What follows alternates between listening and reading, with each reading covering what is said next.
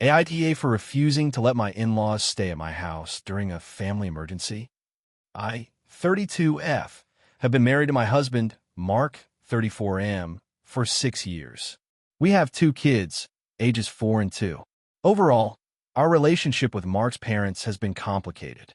They're well-meaning, but extremely overbearing and have a habit of ignoring boundaries, which has always caused tension. About a month ago, I was informed that Mark's father, John, had a minor heart attack. Thankfully, he was stable and recovered quickly in the hospital. Mark wanted to visit them right away, but I suggested waiting until he was discharged and stable, and he reluctantly agreed. A few days after John came home from the hospital, Mark received a panic call from his mom, Susan. She said she wasn't feeling well and wanted to come stay with us just for a few days to recover. She claimed she couldn't manage at home by herself and that John would be resting. I immediately told Mark I didn't feel comfortable having them stay at our house. We live in a small 3-bedroom apartment, and I work from home full-time. The thought of 2 adults who don't respect personal boundaries staying in our space while I try to manage 2 small kids and my job made me extremely anxious.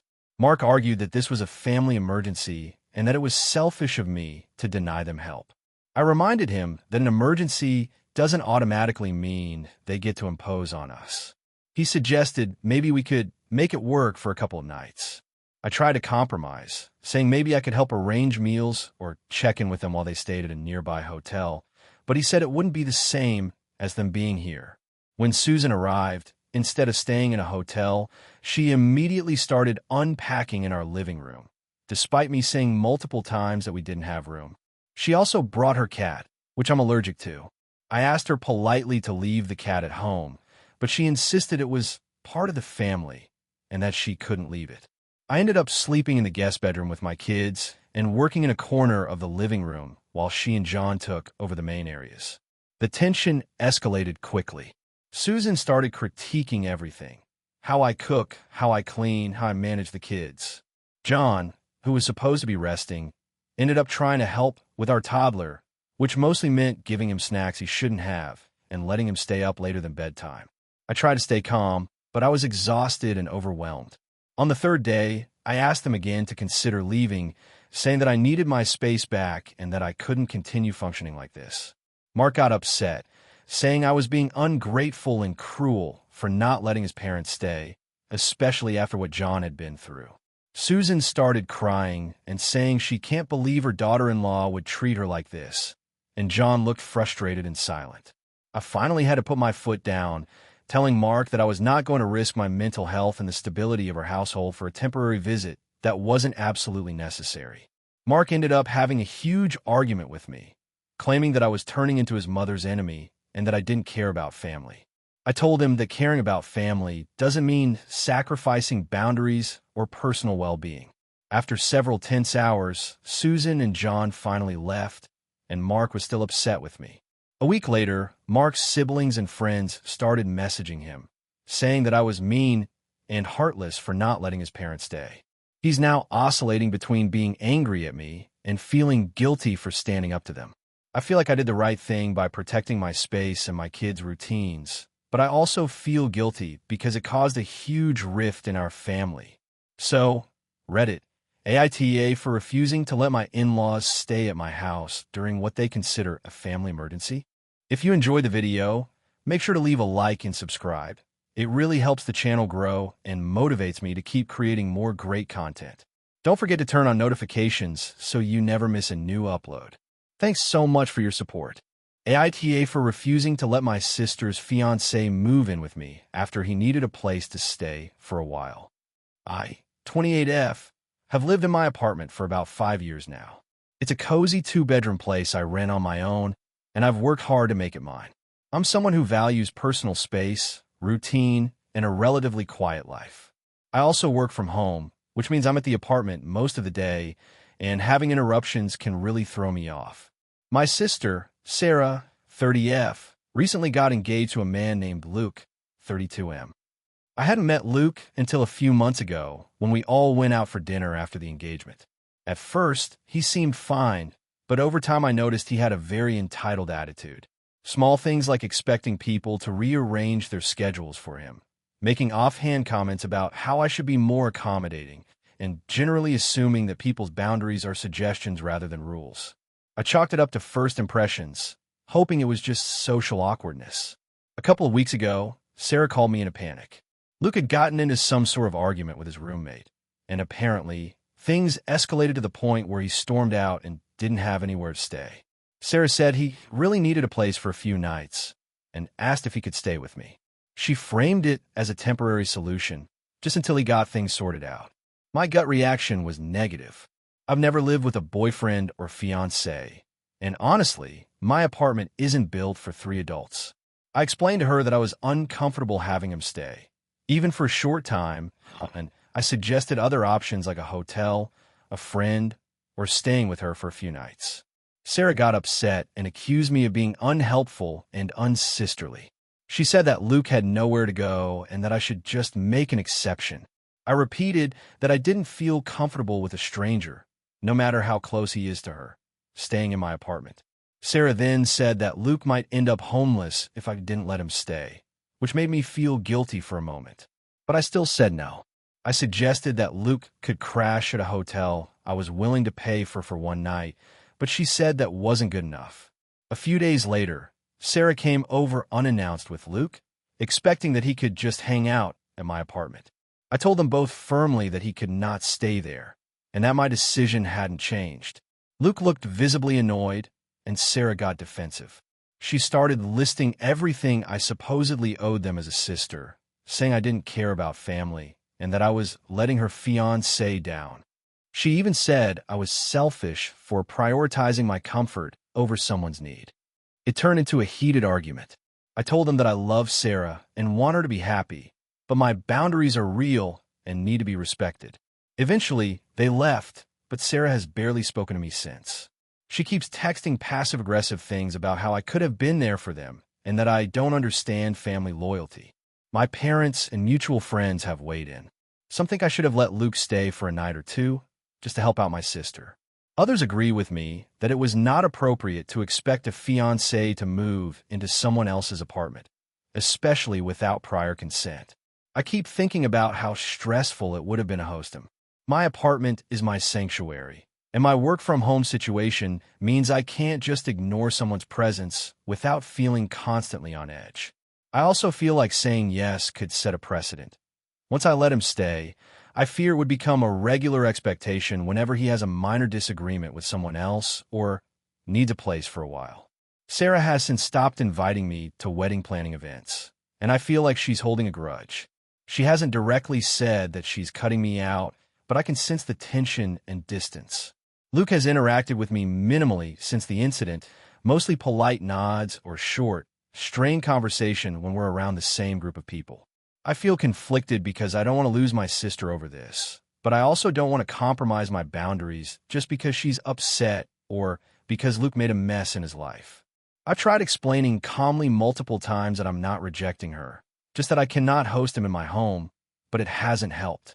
I've considered making some concessions, like offering to help him find temporary housing or paying for a night at a hotel, but I refuse to have him in my apartment.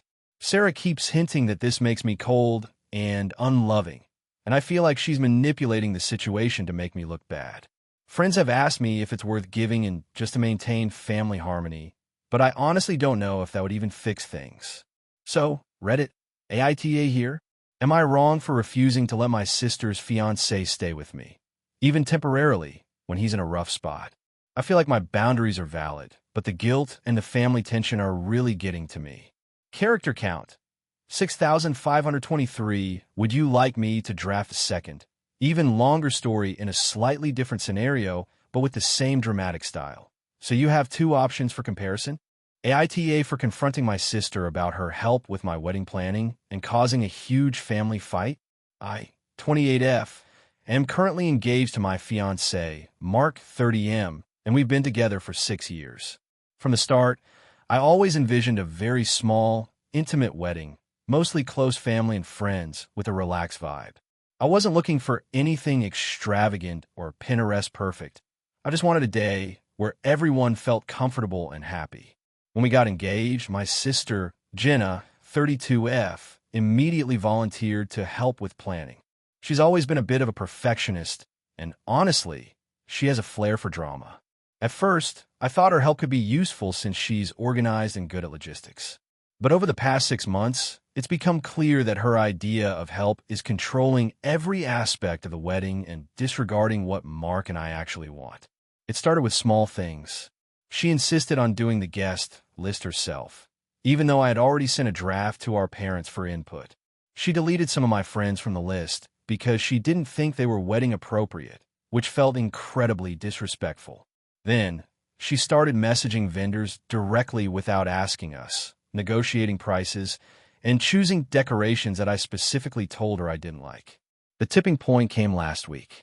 We were discussing the seating arrangement, and Jenna insisted that certain distant relatives couldn't sit near the main group because they might be awkward or embarrassing. I told her that our wedding is not about avoiding anyone, but about celebrating with everyone we care about, and that we should let people sit where they feel comfortable. She argued that I wasn't being realistic and that she was just protecting the vibe of the wedding. I finally snapped. I told her that I appreciate her help in theory, but she was overstepping and ignoring my wishes. I said that I needed her to step back and let Mark and me make the decisions. She immediately got defensive, saying I was ungrateful and that she was just trying to make our wedding perfect. I reminded her that perfection isn't what I wanted and that my wedding should reflect my and Mark's wishes, not hers. After that conversation, Jenna stopped talking to me directly and started talking to our parents. She told them that I was rude and ungrateful and that I was pushing her away even though she's trying to help. My parents, who usually try to stay neutral, sided with her, saying that I should appreciate the help and not make a big deal out of this. I tried explaining to them that it wasn't about appreciation, but about boundaries. I even offered to let Jenna handle some logistical tasks that didn't interfere with my vision, like helping assemble welcome bags or managing RSVPs, but they said that was not enough. They think I should let her have more control over the wedding. Mark has been very supportive. He says he wants the wedding to be about us and our friends and family who genuinely matter to us, not about someone else's idea of what it should be. He suggested we take a step back and limit Jenna's involvement to avoid more conflict, but I can tell he's stressed because of how tense the situation has become. Here's where it gets worse. At a recent family dinner, Jenna confronted me in front of everyone. She said I was being selfish and unreasonable and accused me of turning our parents against her. She also mentioned that maybe if I cared more about family, I'd appreciate her guidance. I lost my temper and said that I do care about family, but I also care about my own boundaries and that I am allowed to make my own choices without someone micromanaging everything. She stormed out, and the atmosphere has been incredibly awkward since then. My parents are furious with me. They've been calling me multiple times a day, saying that I've created a family crisis over a wedding and that I need to apologize. I explained that I'm not apologizing for asserting my boundaries, but they say I'm being stubborn and disrespectful. Mark is trying to mediate, but even he admitted he's exhausted by how intense this has become. I feel like I'm trapped. On one hand, I want to have my wedding my way, surrounded by people who respect our choices. On the other hand, my family is upset, and it feels like I'm being painted as the villain for standing up for myself. I don't want this conflict to escalate further, especially since the wedding is supposed to be a happy occasion, but I also can't let my sister continue to take control of something that's supposed to be about me and Mark. So, Reddit, AITA for telling my sister to back off and respecting my boundaries, even though it upset my family. AITA for refusing to attend my brother's wedding because of how my family treated my partner. So, this is a long one, and I really need an outside perspective because my family is completely divided and I feel like I might be overreacting. I, 28F, have been with my partner, Alex, 30M, for about 4 years. Alex and I are very serious. Live together, talk about the future, all that. Our families met a few times over the years, and while my parents and I have had some disagreements, I never expected things to escalate like this.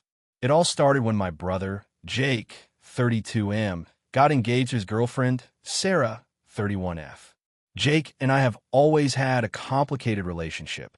We were close as kids, but as adults, we clash a lot. Jake is kind of controlling and has a really strong personality, which I normally just tolerate. Sarah is the exact opposite, very sweet, accommodating, and eager to please everyone. When they got engaged, my parents went a little overboard in planning the wedding. Very traditional, very strict, and very much a my way or the highway type of situation. Now, here's where things started to go wrong. About 2 months before the wedding, my parents invited Alex and me over to discuss the guest list. Alex was excited to help and thought it would be a fun family planning thing. When we got there, my mom immediately made a comment about Alex's job.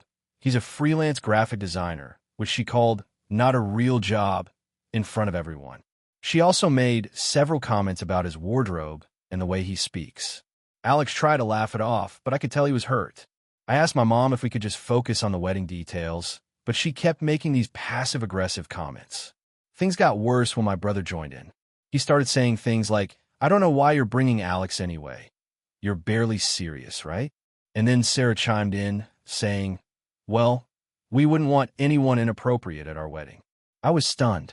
Alex had been nothing but respectful, kind, and had actually volunteered to help with some of the wedding logistics. I felt humiliated, and I could see Alex was getting frustrated too. I tried to steer the conversation back to neutral ground, but the rest of the night was tense and awkward. After that, I decided to give my parents and brother some space and hope things would settle. Fast forward to 2 weeks ago, when I received the official wedding invitations. They included Alex's name, but also a note from my mom that said, "We hope you understand our wishes regarding behavior at the wedding and dress code. Any disrespect will not be tolerated." It wasn't signed by Sarah or Jake, but it was clearly intended as a warning. I showed Alex, and he was furious. I was upset too, but more embarrassed and hurt.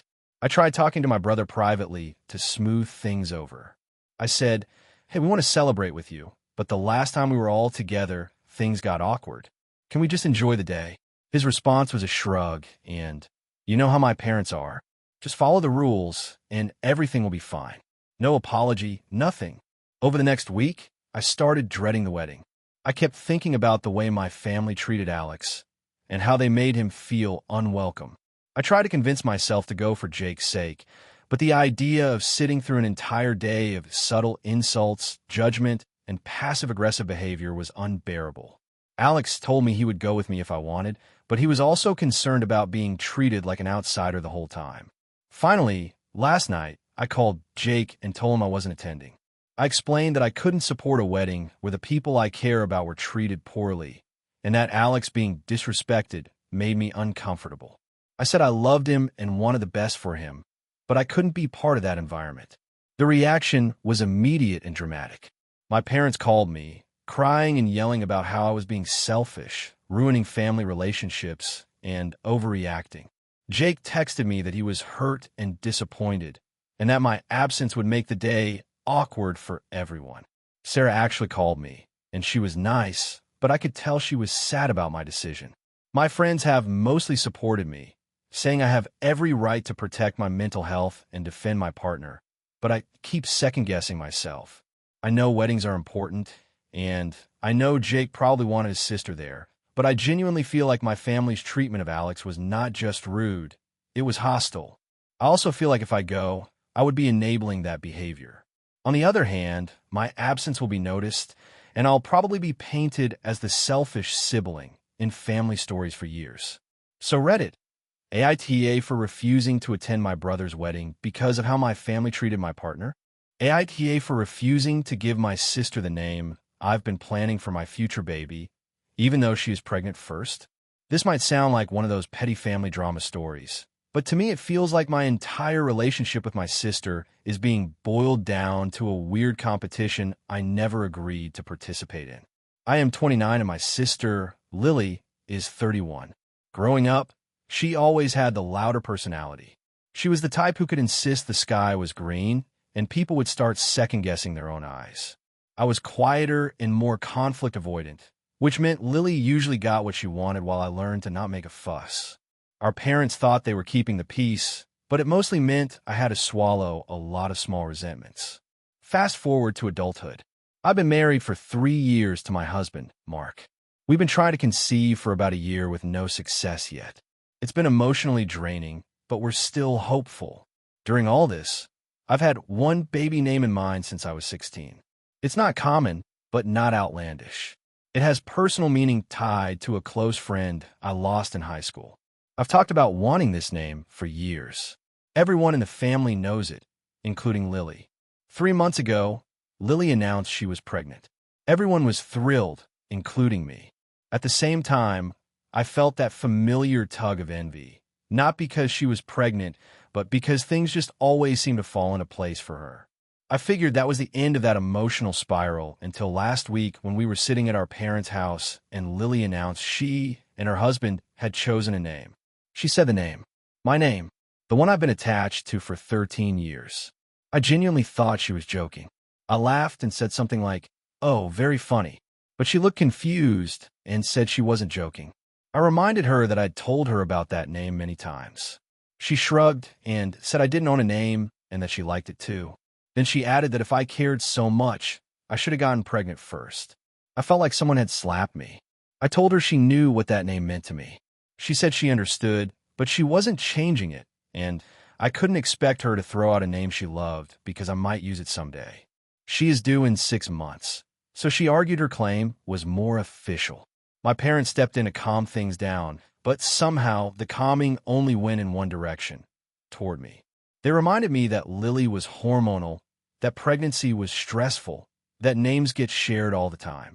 They said I could find another name, that it wasn't a big deal, and the important thing was family harmony.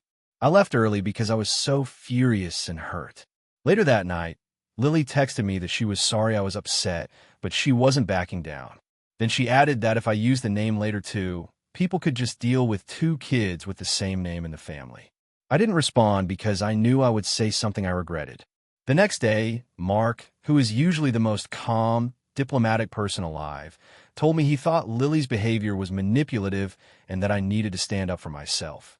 He also said the name still belonged to our future child and that if anyone should step aside, it should be the person who knowingly stole it. For the first time maybe ever, someone was actually siding with me against Lily. So I decided I wasn't going to budge either.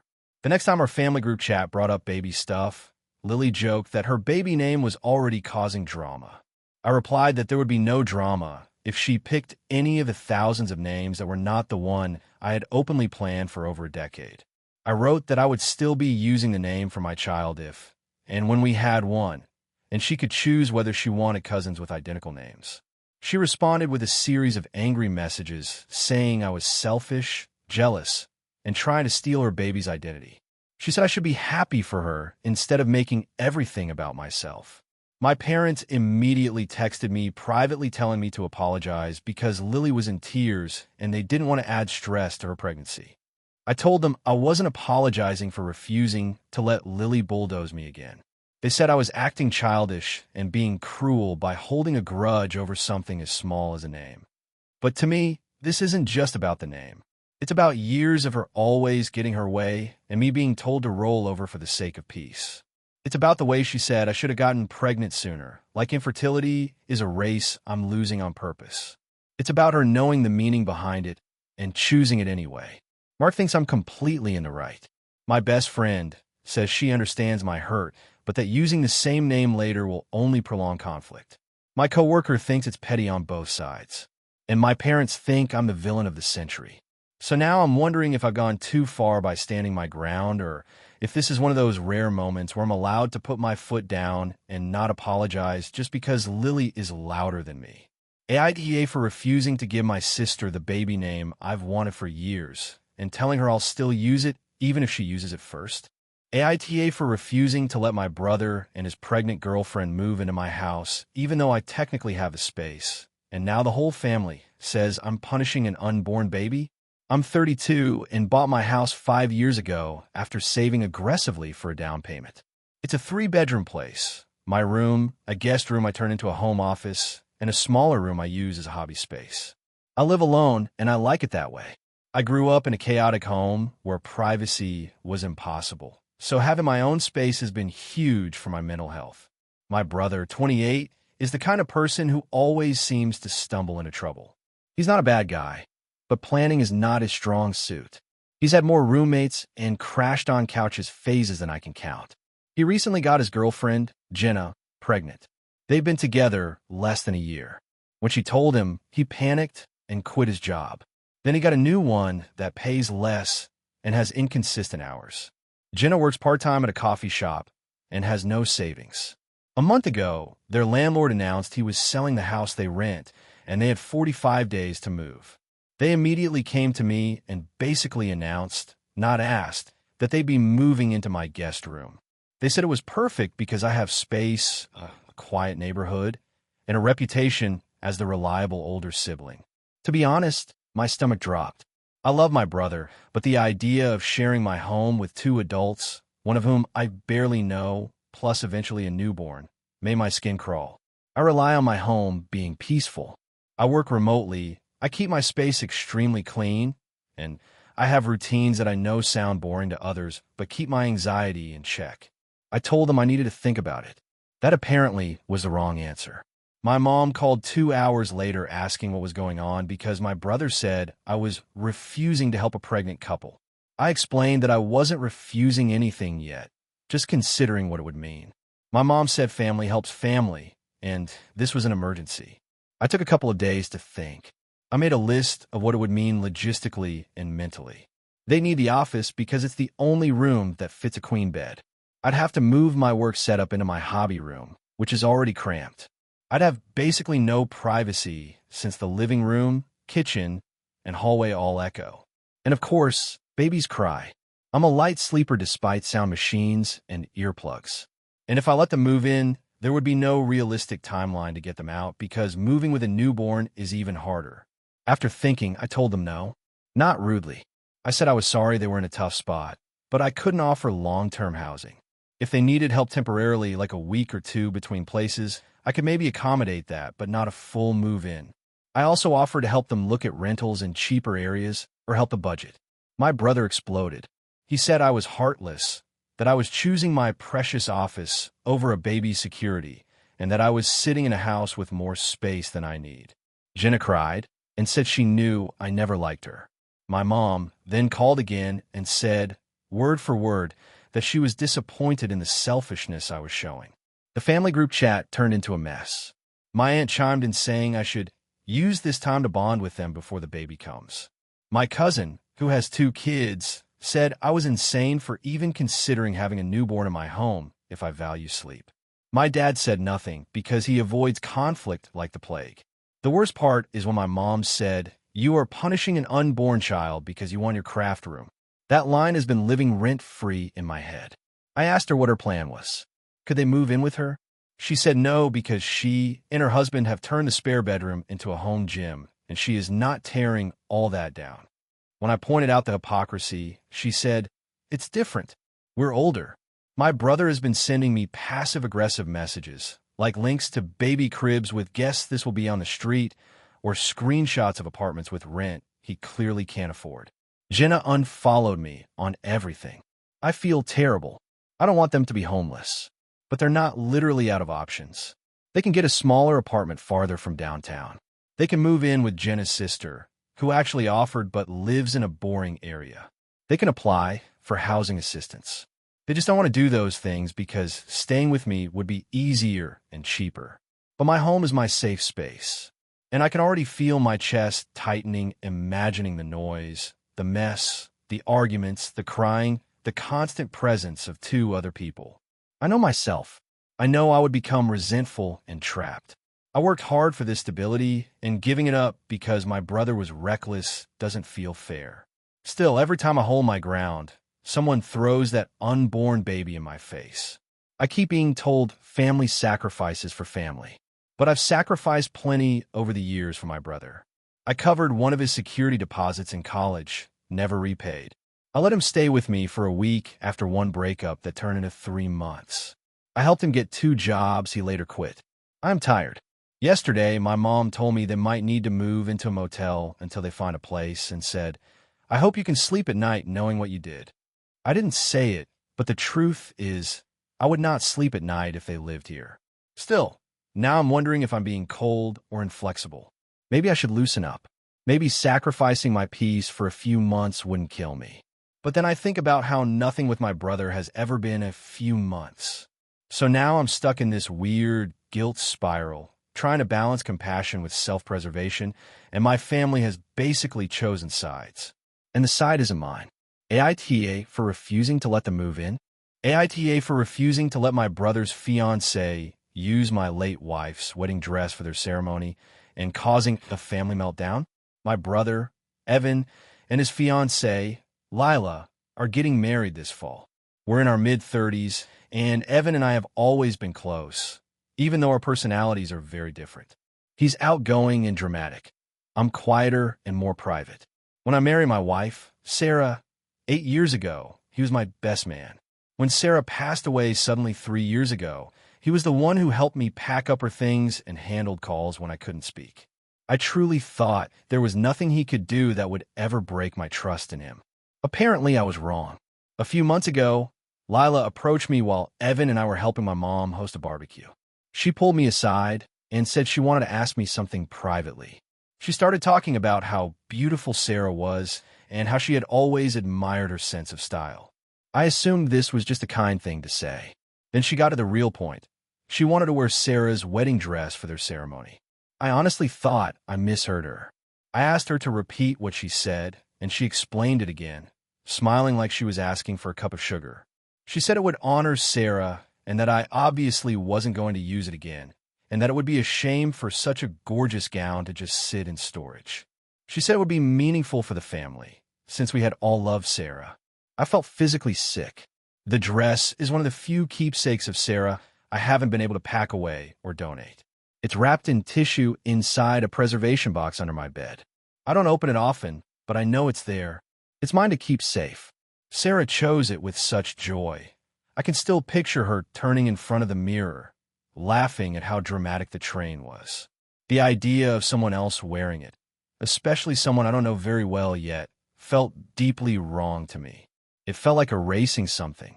I told Lila I was sorry, but no, the dress wasn't available. She immediately looked offended. She said she couldn't believe I would gatekeep something that could be part of a beautiful new family memory. Before I could even respond, Evan walked over and asked what was going on. Lila told him I was being weird and selfish about the dress. Evan pulled me aside and asked if this was about not liking Lila. I told him this wasn't about her at all, that the dress was one of the most personal things I owned, and I wasn't comfortable seeing anyone else wear it.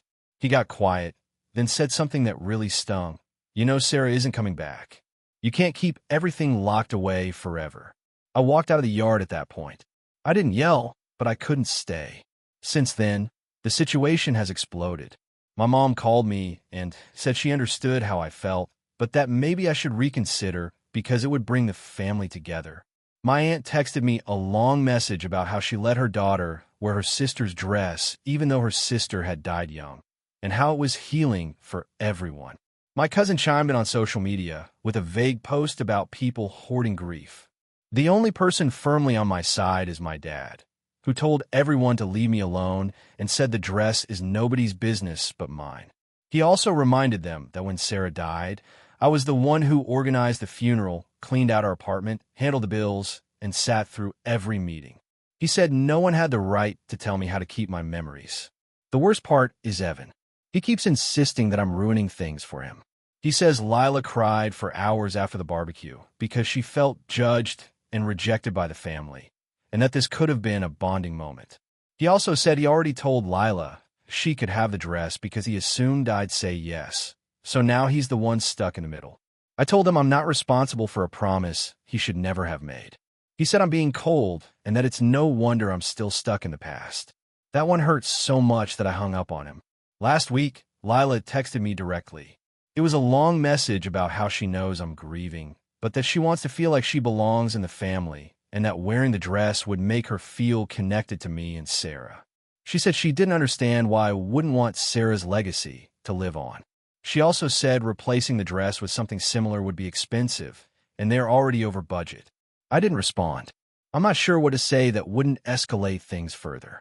Then yesterday, Evan showed up at my house unannounced. He said he was giving me one more chance to do the right thing and give them the dress. When I said no again, he told me that I should stop using grief as an excuse to control everyone. He also said he didn't know if he wanted me in the wedding anymore because my negativity was making Lila uncomfortable. I told him if that's how he felt, I would stay home. He left without saying goodbye. My dad is furious at him. My mom says she sees both sides. Half my relatives are texting me sympathy. The other half are calling me dramatic. My coworkers heard enough bits of the story to tell me I'm absolutely right, but they're not exactly unbiased. Now I'm sitting here wondering if I've completely misread everything. I know grief can make you cling to things too tightly. I know sometimes it's hard to see when something is just an object. I know I don't own the memory of Sarah, and that other people loved her too. But the dress is the last thing she ever wore that I can still hold. It feels like giving it up would be letting go of something I'm not ready to lose. And part of me wonders if I'm really protecting the dress, or if I'm just terrified of moving on. So, AITA for refusing, even if it means blowing up my relationship with my brother and his fiancée. AITA for refusing to let my sister and her kids move in my house after she lost hers, even though I technically have the room. A few months ago, my sister Laura went through a nasty divorce. Her ex-husband cheated, left abruptly, and then fought her viciously for the house, even though he's the one who broke everything. She ended up losing in mediation because she didn't have the money for a stronger lawyer, and long story short, she was forced to leave the house she'd lived in for a decade. She has 2 kids, 9 and 12, both great kids, but understandably shaken. While all this was happening, I had just bought a new home with my partner, Evan. It's our first place together, a big milestone for us. It's not a mansion by any stretch, but it's more space than we strictly need since we don't have kids. It's 3 bedrooms. One is ours, one we use as an office, and the third is our guest room/overflow storage because we never fully unpacked after the move. Ever since Lara's housing situation fell apart, she has been staying temporarily with our parents. My parents' house is small, cluttered, and not child-friendly anymore now that they're older and have mobility issues. So it's been chaotic. I visit often, and I feel genuinely bad for everyone involved. The problem started when my parents gently suggested that Laura and the kids move into our house just for a little while. That little while, according to them, would be 6 months to a year. They framed it as the obvious solution. I have a house. She needs a house, so why wouldn't I help? At first, I said I'd think about it. But the more I imagined the reality, the clearer it became that it would be a massive disruption. I work from home and need the office space. Evan works long shifts and values our home as a quiet place to decompress. Adding 3 more people, 2 of them children, would turn our routines completely upside down. And that's not even touching the financial aspect. Utilities, groceries, wear and tear, and the fact that we're still adjusting to the mortgage and new expenses. There's also the emotional layer. Laura is my sister, and I want to be supportive, but she has a history of assuming I can drop everything for her crises. Growing up, I was essentially the backup parent whenever she made impulsive choices. I love her, but boundaries have always been a struggle between us. The idea of living together again triggered a lot of old feelings I thought I'd moved past. So after talking with Evan, we decided we couldn't realistically do it. Not without sacrificing the stability we've both worked incredibly hard to build. When I told my parents and sister, things exploded almost immediately. Laura started crying, saying she had nowhere else to go, that I was abandoning her in her worst moment. My mom kept saying things like family is supposed to help each other, and how can you say no when children are involved? My dad was quieter, but he kept giving me disappointed looks like I'd failed a moral test I didn't even know I was taking. I reminded them that I'm still helping in other ways. I've been driving the kids to school when needed. I gave Laura money for groceries twice, and I've been helping her apply for subsidized housing programs. I even offered to cover the deposit for a small rental if she could find one in her price range. But none of that seemed to matter. In their minds, help only counts if it looks exactly the way they want it to. What made things even worse is that a few days after the argument, Laura posted a long, vague message on social media about being betrayed by people she trusted and learning who truly cares when life gets hard. She didn't name me, but everyone in our family group chat immediately knew who she was referring to. A couple of cousins messaged me privately, some siding with her, some telling me I shouldn't feel guilty. But the damage was done. The final straw came last weekend. I went to my parents' house for dinner, hoping things had calmed down. Instead, I was ambushed with a family discussion where my mom had clearly rehearsed a speech about compassion and sacrifice. Laura kept saying she would only need the guest room and that the kids could sleep in sleeping bags if needed. Evan wasn't invited to this dinner, which felt intentional, like they were trying to corner me without his influence. I repeated that our answer was still no, and my mom accused me of prioritizing my comfort over a roof for my niece and nephew. Laura stormed off. The kids started crying because they were confused, and my dad muttered that he didn't raise me to be this selfish. Since then, communication has been minimal. Evan supports me, but he's worried about how this will affect future family gatherings. I'm torn. I don't want to watch my sister struggle, but I also don't think sacrificing our home life is the right solution. I feel guilty every time I picture the kids sleeping in my parents' cramped living room.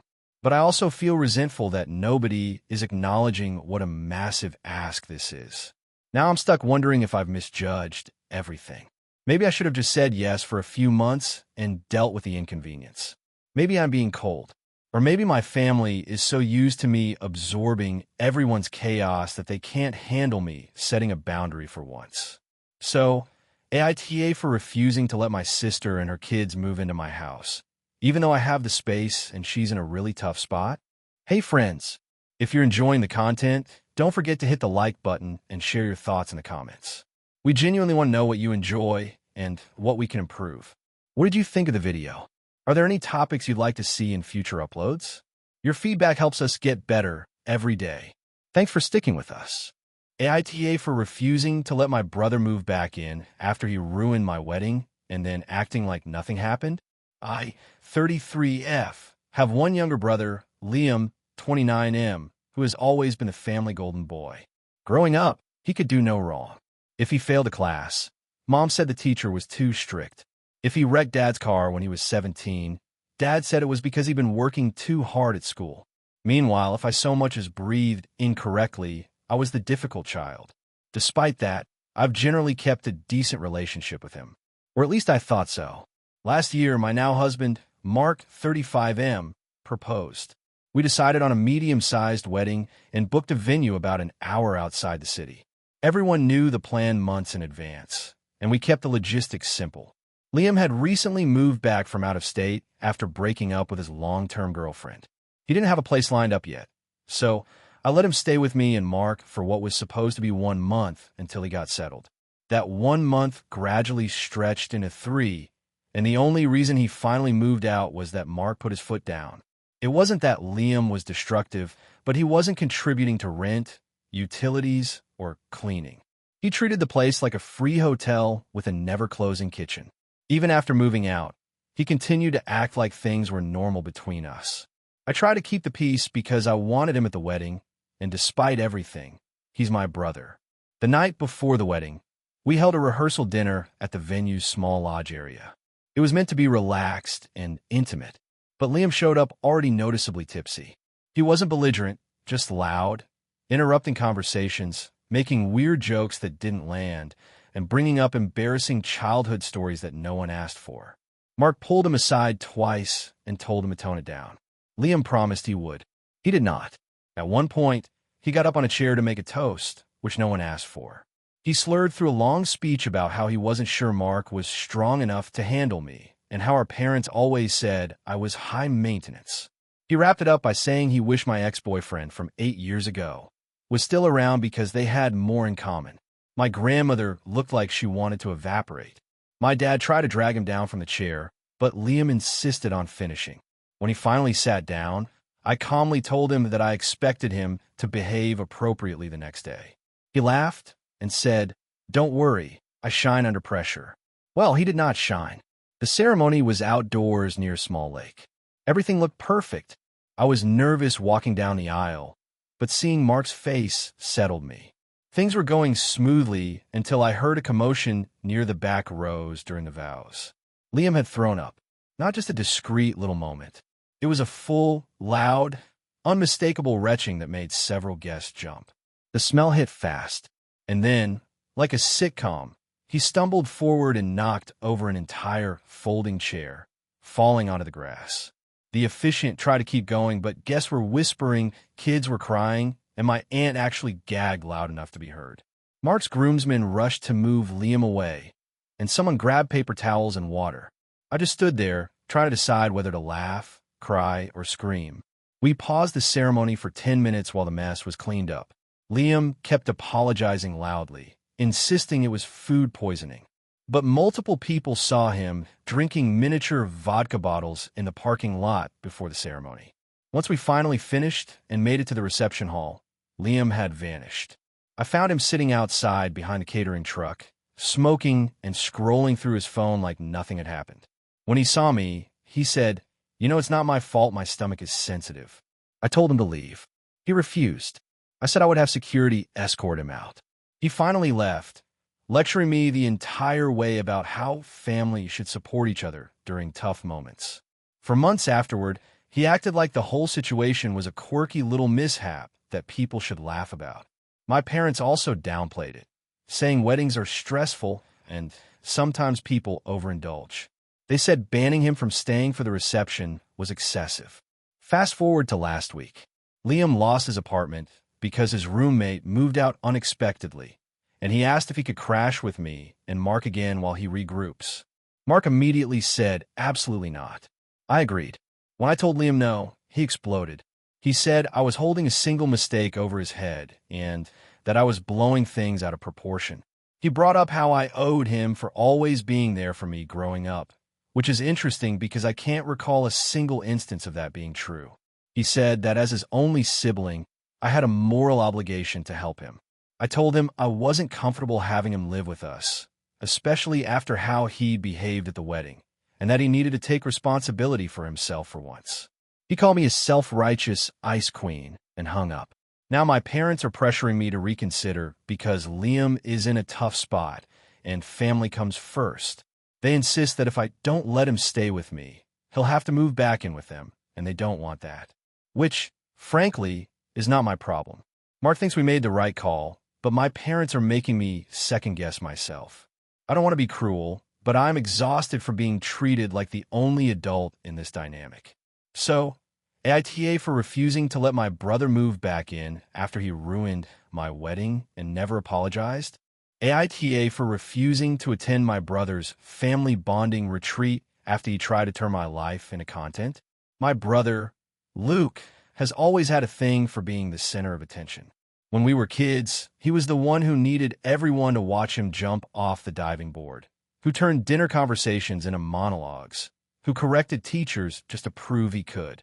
When social media became a thing, it was like someone handed him a megaphone he could carry everywhere. He blew up modestly online with these overly polished vlogs about living authentically, even though he scripts practically everything and edits his life like it's an audition tape. Whatever, it was his thing. I didn't have to participate, or so I thought. I'm a pretty private person. I work a normal job in IT, I have a small circle of friends, and the only place I consistently post anything is in a group chat with people I've known since high school. Luke always joked that my life was boring, but I preferred boring over performing. Our parents used to tease me, but they respected my boundaries. Luke didn't. A few months ago, he pitched this idea for a new series he wanted to make, a family-centered project about reconnection and authenticity. He said the internet was oversaturated with glamorous influencers, and he wanted to show what real families looked like. I told him good luck, but that I didn't want to be filmed. He said he'd blur my face or keep me out of shots. I made it clear, absolutely no filming me at all. He promised. I should have known better. Later, my friend sent me a link to Luke's newest video. She wrote, "Isn't this your kitchen?" And sure enough, it was. The video was titled "My Low-Key Brother Teaches Me the Value of Slowing Down." It was a montage of my home. Not me, technically, but my home. My stuff. My existence. My voice in the background at one point telling him I didn't want to be on camera. He left it in for comedic effect, with captions mocking how I acted like I was in witness protection. I was furious. I called him and told him to take it down immediately. At first, he laughed it off and said it was free exposure, as though I wanted to be a character in the Luke show. When he realized I was serious, he said I was being dramatic. I threatened legal action, which finally made him remove it, but he never actually apologized. He just sulked and told our parents I was sabotaging his career. Fast forward to last week. Luke announced that he was hosting a 3-day family retreat in a rented cabin in the mountains.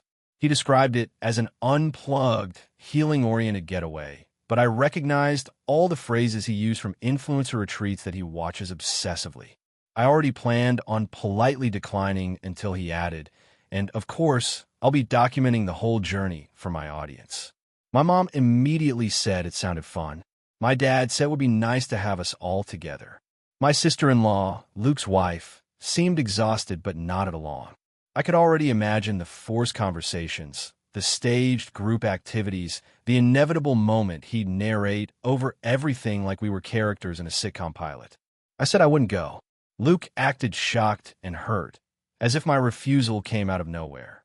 He said he'd set up strict boundaries, filming only certain parts, and that he'd make sure everyone gave consent. But he said things like that before, and his definition of consent is basically him asking a question while the camera is already recording. I tried to explain that I felt violated by what he'd already done.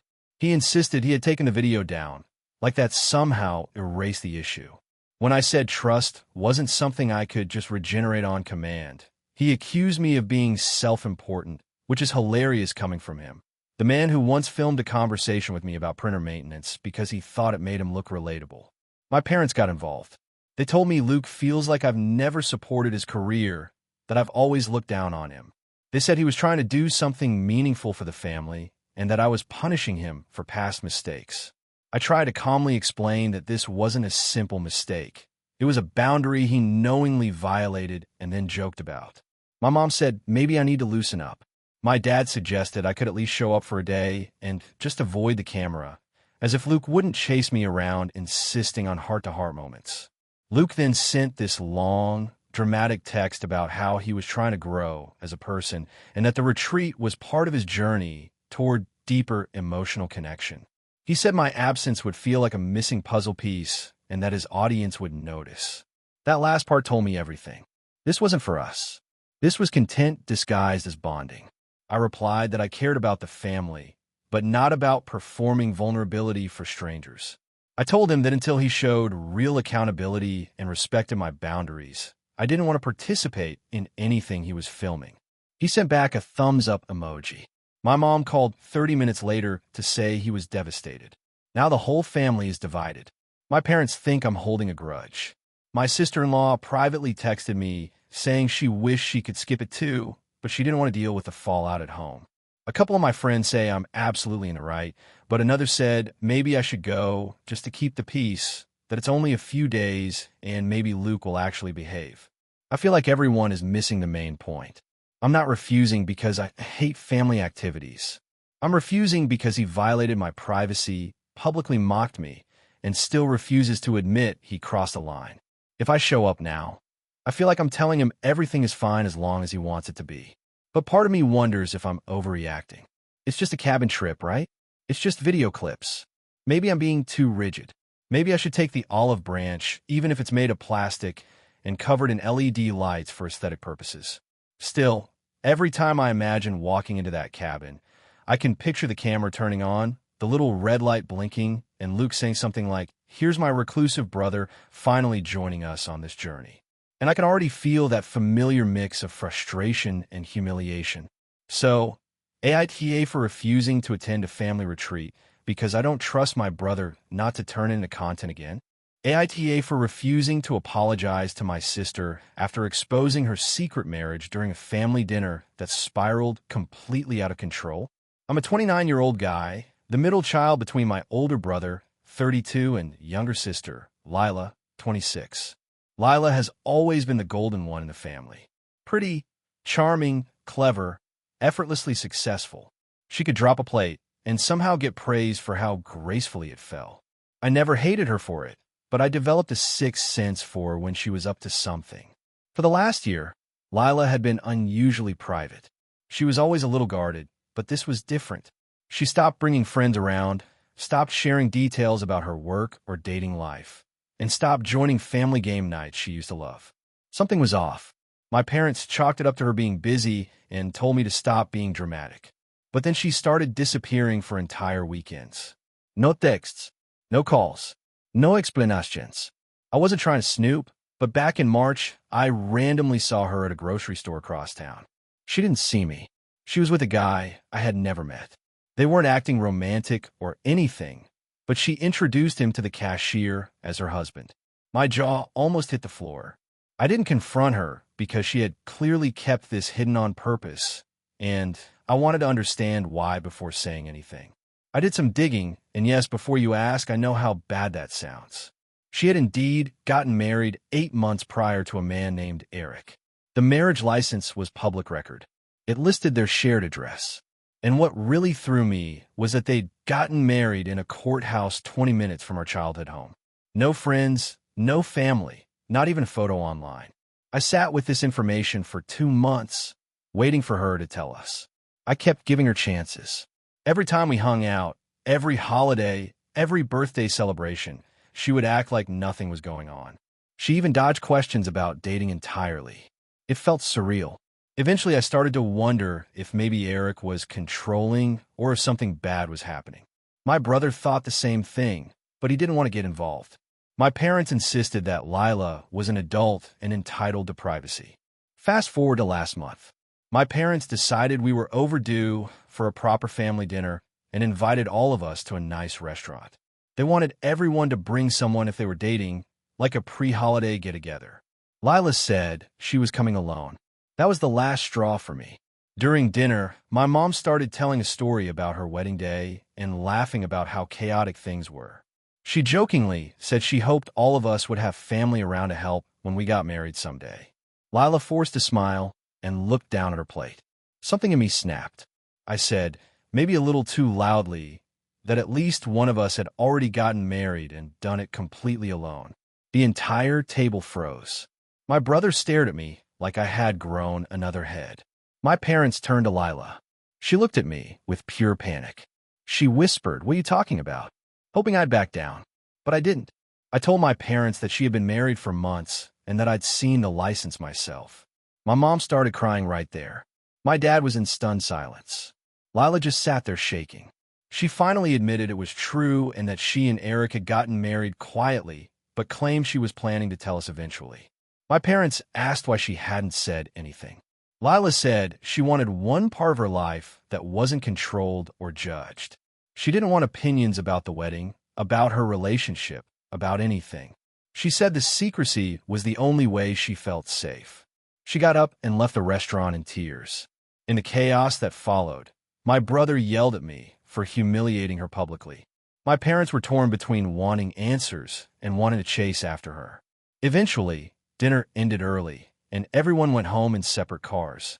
The next day, Lila finally called me, absolutely furious. She said I had betrayed her, that I had no right to dig into her life, and that I had taken away her choice to share her marriage on her own terms. She said she didn't know if she could trust me again. I told her that if she truly intended to tell us, she had 8 months to do so, that we were her family and deserved to know something that major. I said disappearing every weekend and lying about her personal life wasn't normal and that I genuinely thought she might be in trouble. She said there were reasons for the secrecy, but she wasn't ready to talk about them. She accused me of doing what I always did, assuming I knew what was best and making everything about me. My parents are now split. My dad thinks I overstepped massively and should apologize.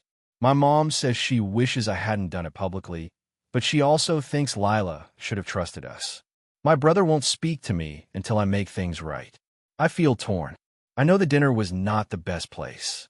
I know blindsiding her wasn't kind. But I also know she had been hiding something huge for months, and no one else seemed remotely concerned. I wasn't trying to embarrass her. I was trying to force honesty because the secrecy felt unhealthy and alarming. Now Lila refuses to come to any family gatherings if I'm there. She says I permanently damaged her trust. I feel awful, but I also feel like the situation had been quietly boiling for months, and I was the only one willing to acknowledge it. So, AITA for exposing her secret marriage in front of our family rather than confronting her privately first. AITA for refusing to return a room in my own house to my brother after he moved out 12 years ago. When I was 20, my parents passed away 3 months apart. My brother Andrew, who was 25 at the time, immediately moved out of the house we grew up in and into an apartment with his then-girlfriend. Meanwhile, I stayed and continued living in the house.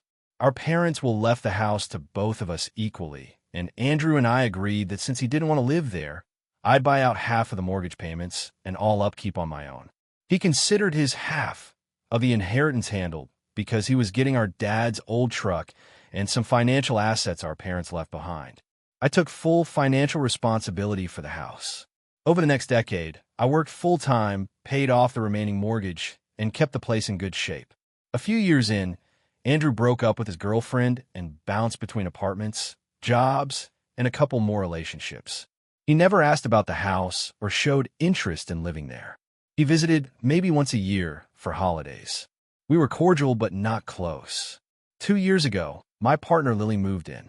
We remodeled what used to be Andrew's old room into a home office/guest room. By remodeled, I mean stripped the carpet, fixed the old water damage he never bothered to tell us about, repainted, installed built-in shelves, and put in a sleeper sofa. The attic was turned into a small music room because Lily works in audio production. We've really made the house our own. Here's where the issue begins. 6 months ago, Andrew's landlord sold the building he lived in, and the new owner doubled the rent. After trying and failing to find a similarly priced place, Andrew called me out of nowhere and asked if he could move into his old room for a couple months. I told him a room was now an office and guest room, not set up as a bedroom anymore. He said fine, he could put a bed in there temporarily. I told him that wasn't possible because of the built-ins and equipment. He seemed surprised and then annoyed. He asked where I expected him to go. I said I could offer him the small room near the back that used to be his storage closet, but had been cleaned out enough for a twin bed. He said that was insulting and that as co-owner of the house, he had a right to stay in his old room. I reminded him we settled ownership years ago and he wasn't a co-owner anymore. He said that didn't matter because it was our childhood home and I was erasing him from it. I told him the offer of the small room or temporary help covering rent somewhere else was the best I could do. He hung up. 2 weeks later, I woke up to pounding on the door at 6 a.m. Andrew was on the porch with a moving truck, 3 of his friends, and a mattress. He said he was moving into his room whether I liked it or not because family trumps paperwork. Lily heard the noise and came to the door too. When I told him he wasn't moving in, he blew up, saying I was heartless and had always been selfish. He accused Lily of taking over his house and brainwashing me. I told him to leave or we were calling the cops. One of his friends finally convinced him to go, but not before he yelled that he'd see me in court. A week passed before I heard from him again. This time, he sent a long text accusing me of disrespecting our parents' memory by gutting his childhood room, choosing Lily over family, and refusing to help him during a crisis. He said he was sleeping on a friend's couch and suffering because I refused him the space that was always his. I replied explaining again that the room hasn't been his for 12 years, that he willingly surrendered any claim to the house, and that I offered reasonable alternatives. I didn't hear back. Then my aunt got involved. She called me to say Andrew told her that Lily and I kicked him out of his own home and that he was basically homeless because of us. When I explained the actual situation, she said I was being too rigid and that a room is just a room, and I should have just let him stay there for a while. I pointed out it would disrupt Lily's work, undo years of renovations, and wasn't needed when he had other options. She still insisted family should come first no matter what. Now half my extended family is giving me side eyes or messaging me vague guilt trips about supporting one another. The other half is neutral or on my side. Andrew refuses to speak to me at all. Since he moved out of the house immediately after our parents died and never contributed financially or emotionally to its upkeep, I genuinely didn't think he still felt tied to any specific part of it. I thought he saw it like I did, a place full of memories, not a shrine frozen in time. But apparently, to him, that room was something sacred that I stole. Here's the confusing part. I do understand that he's struggling. I know moving suddenly is stressful. I'm not unsympathetic, but I don't think offering him a smaller room or temporary rent assistance makes me a monster. And I think showing up with a moving truck unannounced was wildly inappropriate. Lily feels guilty even though she had nothing to do with this conflict. She offered to temporarily relocate her equipment so the guest room could be used as a bedroom. But I said no because that would reward Andrew's boundary-stomping behavior and set an awful precedent. Part of me feels like I'm failing as a sibling. Part of me feels like he's being entitled and using emotional manipulation to get free housing on his exact terms. My therapist thinks Andrew has unresolved grief tied to the home and is projecting it onto me, but that doesn't make this easier to navigate. So here I am, stuck between my brother's anger, extended family pressure, and my own worry that maybe I really was too uncompromising. AITA for refusing to give my brother his room? AITA for refusing to let my sister move into the house I inherited from our parents, even though she says she has nowhere else to go? My parents passed away 2 years apart, and when my dad died last year, I became the sole heir to their house. This wasn't a surprise. It had been written into the will since I was a kid. I was the one who lived closest, the one who handled their care when their health declined, the one who spent weekends fixing broken appliances, scheduling appointments, and sleeping on their couch when Dad's dementia started getting bad. My sister, Leah, lived 3 states away and visited maybe once a year, sometimes less. After Dad passed, I told Leah she could come help clean the house and sort through the belongings if she wanted anything sentimental. She said she was too busy, but she trusted my judgment. I spent months doing alone, boxing up old clothes, deciding what to donate, discovering old photos and letters. It was exhausting and emotional. In the end, I moved into the house because my apartment lease was ending and it made sense financially. Everything was quiet until about 4 months ago when Leah suddenly announced she was divorcing her husband. She called me crying, saying she had nowhere to go and needed to move in with me. She framed it like it was temporary, maybe a couple of months until she got things sorted. At first, I didn't react. Not because I didn't care, but because the timing was suspicious. Leah and her husband, Matt, had been rocky for years. But what she left out was that Matt had kicked her out after discovering she had taken thousands from their joint account for what she called emergency expenses, but what he said was cosmetic procedures. This was later confirmed by our cousin, who Leah had confided in. Still, I told her we should talk about it. She immediately said that as Dad's daughter, she had just as much right to live in the house. I reminded her that legally, the house was mine. She scoffed and said Dad would never want me to leave her homeless. Here's the thing about Leah. She has a history of using people. We grew up with the same parents, the same opportunities, but she burned bridges with every relative who tried to help her. Our parents used to bail her out of credit card debt, and she always found a way to manipulate the situation, so they felt guilty for not doing more. I told her she could stay for 2 weeks, but only if she followed some ground rules, contribute to utilities, clean up after herself, and actively look for work or housing. She argued about all 3. She said she was emotionally too fragile to work right now, that she wasn't going to pay bills for a house that should have been half hers, and that chores were the last thing she should worry about while her marriage was ending. I refused to budge. 2 weeks was the maximum I was willing to risk. She hung up on me. 2 days later, she showed up anyway. She drove all the way from her state with her car, packed to the roof. She didn't ask if she could come in. She just carried boxes to the front porch and said, "All my stuff is here, so I guess I'm staying." I told her no. She yelled at me in the driveway, loud enough that neighbors peeked out their windows. She said I was heartless, that I was punishing her for being in an abusive relationship. For the record, no one in our family ever saw any signs Matt abused her. She only started saying that after he confronted her about the money. She said she would call the police if I didn't let her inside. I told her to go ahead. The police came, listened to both of us, and, after seeing the will and proof that I was the homeowner, told her she had to leave the property unless I willingly allowed her in. She refused to leave until they threatened to cite her for trespassing. The moment the patrol cars left, she called every relative we have and told them I kicked her on the street. I have since received angry calls, texts, and long Facebook messages from cousins I barely speak to. One aunt told me that if I don't let Leah move in, she's done with me forever. When I explained the situation to the cousin I trust the most, he said he understood, but that family is family, and sometimes you just have to grit your teeth and help. But I've done that. I did it for our parents.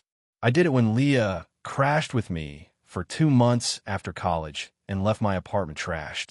I did it when she borrowed money from me and never paid back a dime.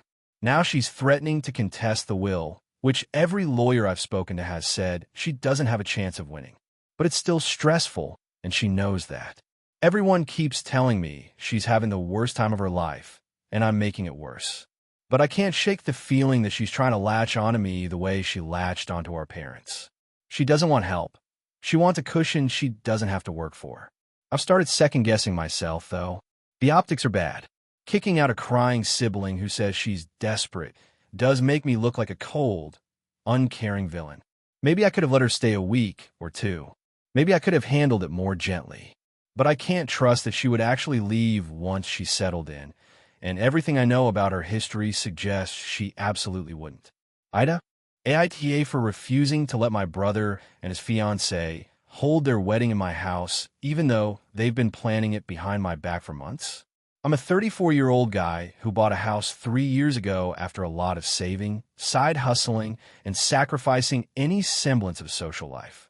It's not a mansion, but it's a beautiful old craftsman with a big yard, big enough for gatherings, which apparently is the root of the problem. My younger brother Mason is 28.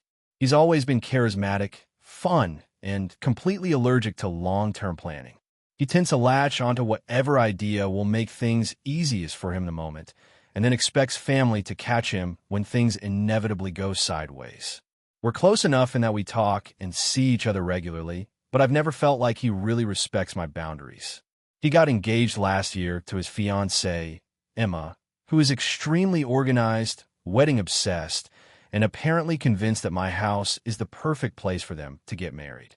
That would have been fine if they had asked me like normal people. Instead, they decided to assume. Around February, Emma started casually bringing up how beautiful my yard looked. I thought she was just being nice.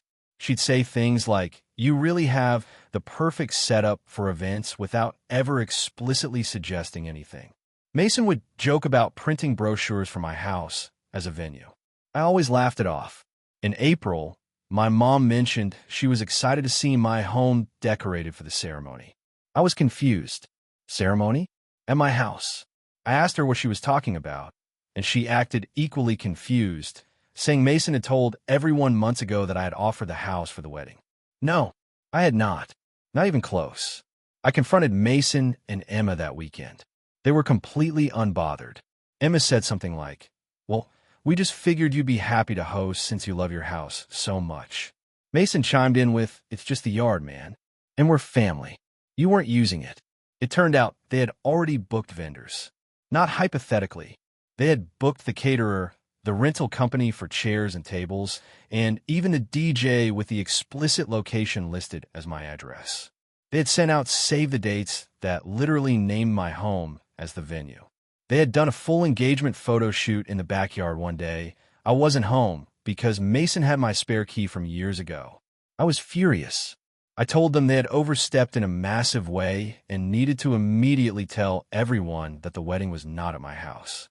Emma started crying, saying I was embarrassing them. Mason said I was being dramatic and should just go with it because everything was already set up and changing it would cost them thousands. I said none of that was my fault. They never asked permission. They never even hinted straightforwardly. They just assumed, involved my entire family, and booked everything without my consent. Things escalated quickly. Mason accused me of resenting him for being engaged when I'm still single. I told him that was ridiculous, and he knew it. He then said I was being petty because the family would be complimenting how beautiful the house was, and I couldn't stand the attention not being on me. Emma said I was ruining her dream, wedding over nothing but my pride. I told them the house was not available. End of story. Over the next few weeks, the guilt campaign began. My mom said she didn't understand why I was being so rigid when hosting a wedding in the yard wasn't going to hurt anything. My dad, who rarely weighs in on anything, told me he thought it was wrong of them to assume, but also thought I should be the bigger person because it was only for one day. Emma's parents called me.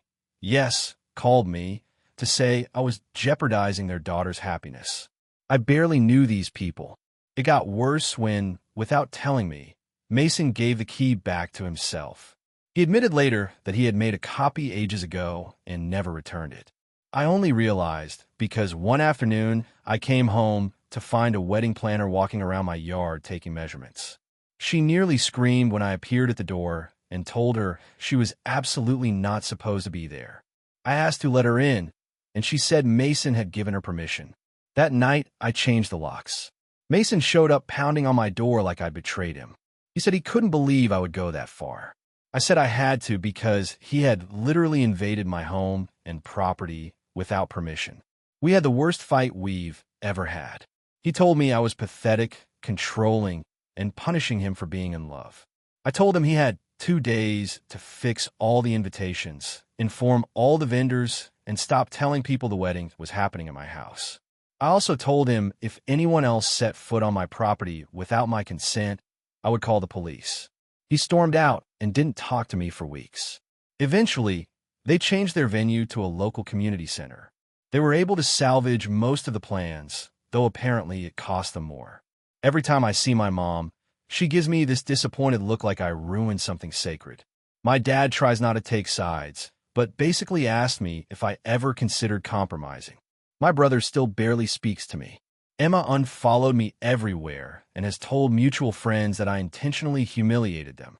Some of my friends say I did nothing wrong, that it was outrageous they booked everything behind my back. Others say I could have let them use the yard since it meant so much to them. I still feel like they crossed so many boundaries that giving in would have set a terrible precedent. But now I'm the villain of the entire extended family. So, AITA for refusing to let them have the wedding at my house, even after they planned everything. AITA for refusing to let my sister name her baby after my late wife's favorite fictional character. Even though she says I'm being emotionally controlling and ruining her pregnancy joy. My wife, Mara, passed away 3 years ago after a long struggle with a rare autoimmune condition. We were together for 11 years, married for 7, and she was the kind of person who made everything feel like it had a soundtrack and purpose. She loved stories, especially fantasy novels. There was one series in particular she absolutely adored. She read the books every year, annotated them, bought special editions, the whole thing. Her favorite character from that series was a heroine named Liren. It was a unique name, and one of the few things she said she'd love to name a daughter if we ever had kids. We never got that chance. After she died, I kept a few of her annotated books on a shelf in my office. They're not displayed like a shrine or anything, but they matter to me. The name Liren became symbolically tied to her memory. Not in a weird way, just something personal and gentle that I carried quietly. Fast forward to this year. My younger sister, Zoe, got pregnant with her first child. She's excited, hormonal, and has always had a dramatic flair. I've been supportive throughout. I go to some ultrasounds, help her and her husband paint the nursery, even assembled a truly evil crib that nearly took 3 years off my life. Everything was going fine until the baby naming conversation. One evening at our parents' house, Zoe announced that they'd picked a name for the baby. She looked directly at me and said she wanted me to hear it first because she thought I'd love it. Then she said the name, Liren. I froze. I thought maybe she remembered the connection and was trying to honor my wife. I managed to say something like, "That's unexpected." Zoe grinned and said she thought it sounded so cool and unique, and she found on a list of fantasy-inspired baby names on Pinterest. I asked if she remembered that it had been Mara's favorite character. She shrugged and said something like, maybe, but that's not why I picked it. I just think it's pretty, and I don't want basic baby names." I told her honestly that hearing her pick that name hit me unexpectedly hard. I asked her, gently at first, if she would consider choosing another name. I explained that Liren was something deeply tied to my wife's memory, and that it honestly hurt to imagine hearing it daily applied to someone else's child, especially when that choice wasn't about honoring Mara. I said I didn't want to make it about me, but the emotional impact was real. Zoe got instantly defensive. She said I was being selfish and making her pregnancy about my dead wife. My parents tried to mediate, but she was already crying, claiming I was trying to steal her joy. She insisted that she loved the name and that if anything, it was even more meaningful now that she knew it connected to someone important to me. But she also clarified she wasn't naming the baby after Mara. She just liked the name. I said if she were consciously honoring Mara, that would feel different, but hearing her use a name my wife treasured without any emotional significance to her felt painful and hollow. Like she was taking a piece of something I had left. I said it didn't feel right to me. That set her off even more. She accused me of acting like I owned the name. She said nobody gets exclusive rights to name ideas, especially fictional ones. She said I needed therapy to process my grief and stop projecting it onto her unborn child. Then she said something that hurt more than anything. Maybe you should have had kids sooner if it was that important. Our mom told her that was out of line. I left shortly after because I felt the room shrinking. A few days later, Zoe texted me saying she and her husband had decided they were still choosing the name Liren and hoped I could get over my issues before the baby arrived. I told her I respected her right to name her child, but I needed some space to process. She responded with a long message saying I was being controlling, dramatic, and punishing her for being happy when I wasn't. Now the family seems divided. My mom thinks Zoe should pick a different name since she has infinite options and I've only one memory of my wife. My dad thinks names are just names, and I shouldn't let my grief dictate someone else's choices. My brother says this is such a weird hill for both of us to die on. And honestly, I don't know anymore. Part of me wonders if I'm being unreasonable because I didn't expect this reaction from myself. I didn't know a name could hit me like that, but it did. I can't lie about that. To be clear, I didn't scream or demand anything. I didn't threaten to cut her off or refuse to see the baby. I just expressed how the name made me feel and asked her to reconsider.